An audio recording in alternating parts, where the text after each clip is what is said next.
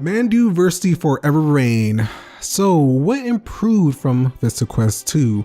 Well, there were 2 years apart, so there's definitely some good things in Mandew vs. Forever Rain, but let's start with the story. This time around, the story is actually a story, while in Vista Quest 1 and 2, it was basically you're just going to defeat this darkness. There wasn't too many things with cutscenes or anything like that. Mandew, on the other hand, actually has different cutscenes and interactions. Not only do you go through these 4 worlds talking to these other characters and all these bosses that you see now, you also have these characters from the staff of Santos and the community implemented in this game in some way. I found that very cool, especially with one of the first bosses being a person that is in the Santos community, also a person who's played through a lot of these games and contributed to the community. Dorko Dark, the Dorky Turtle. This person is actually one of the few instances where I was like, wow, this is actually pretty cool. You don't see too many companies have the staff, the creators, or even other people in the community inside their game. And I definitely think that was one of the awesome improvements made to the series, especially when you see references later down the line with all of these other characters and interactables. But let's get to one of the most important things, the design. So is the design better from Vista Quest 2? Whereas in Vista Quest 2, there were a lot of inconsistencies with some of the jumps and the platforming and enemies in general. And I would say that the design is a lot better in Mandew vs. Forever Rain. It's a lot easier in a way that the platforming feels better. Your jumps are a little bit more floaty, but that isn't an issue as you have more control over your character. Once again, you have variety in these levels, from cloud areas to industrial looking areas to the fortress to the standard forest kind of mountainous areas that you see in a lot of platforming games. Mandew definitely has more visuals, and I like the design a little bit better than Vista Quest 2. And in this game, you have other power-ups. So this one I would say is much more inspired by the Super Mario games, more so than Vista Quest 2. This time you have power-ups akin to the Fire Flower and Mushroom in Mario, but you also have a hammer, which is a bit different. You have these power-ups, and not only do they help you get through the game, they also interact with the enemies in interesting ways by having different animations and sometimes even causing enemies and bosses to be weak to them. For example, you can hit the Faucite, these little red birds, with your hammer. These small animations are what really makes the game, in my opinion.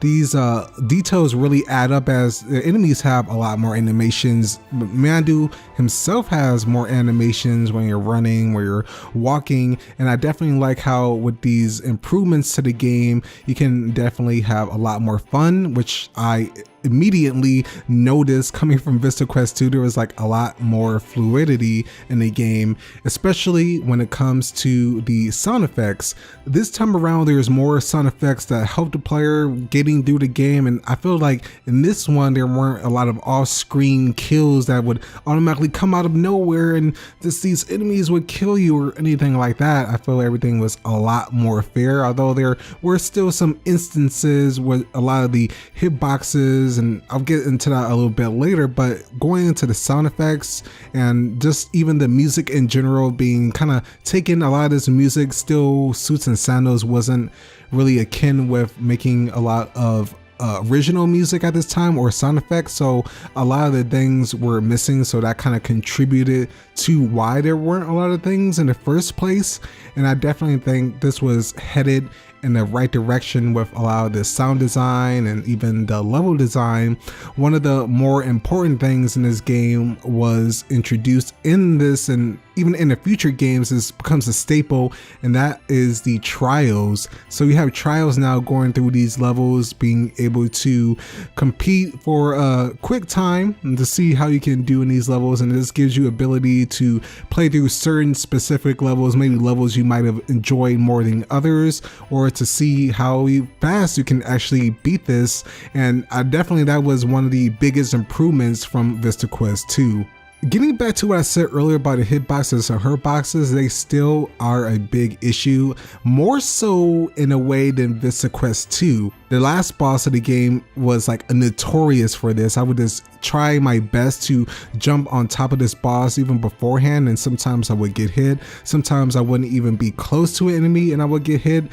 Yeah, it wasn't great, but still in some ways I feel it was better than Vista Quest 2. In other ways I feel it was worse than Vista Quest 2. Take it or leave it with that, but you can't deny that Mandew vs. Forever Rain definitely didn't improve on a lot of the other areas in the game. If I had to say anything else that was mildly annoying about Mandew vs. Forever Rain, it was just the enemies in the last world. From 4.1 to 4.4, they kind of feel a little over spammed, and especially in the last fortress, I felt like there were just enemies just there, but they didn't really serve a purpose for being there. Like they were just there to add to the difficulty, but they weren't like placed in certain areas where I was like, okay, that was a little bit hard. Normally they would just be all on a single layer platform, and that just felt kind of to me. But no, that was just one of the minor things I would say. Throughout the rest of the worlds, everything felt a lot of fun. They were introduced to new different characters, new different enemies, and you even get to fight Syaxmas. Yes, you get to fight Syaxmas as one of the bosses, which is another thing that becomes more apparent in later games. And one of the coolest things that I found when I was playing through this, just having that in the game, the King of Ghosts, as he goes by, was one of the funnest and surprising things when I ran into it.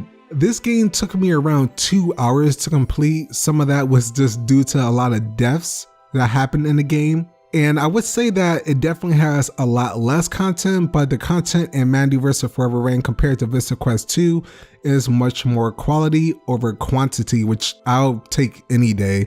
So everyone, what are your thoughts on Mandew vs. Forever Rain from your perspective, or even from someone who's played it? I definitely think there's a lot of improvements, but there are still things that can be improved upon in the series. It's still interesting to see how these different things with the community, the gameplay from other various platforming games were incorporated inside Mandew vs. Forever Rain, definitely making an impact on the future Suits and Santos games, and overall a very fun experience. In the next video, we will be going over Ice Demon, where you play as a badass Ice Demon Skelkos trying to defeat the Fire Demons. If you enjoyed this video, everyone, and want to stay up to date with this kind of content, then feel free to subscribe, and here is a playlist to get you started. Thank you so much for watching, everyone, and until next time, take care.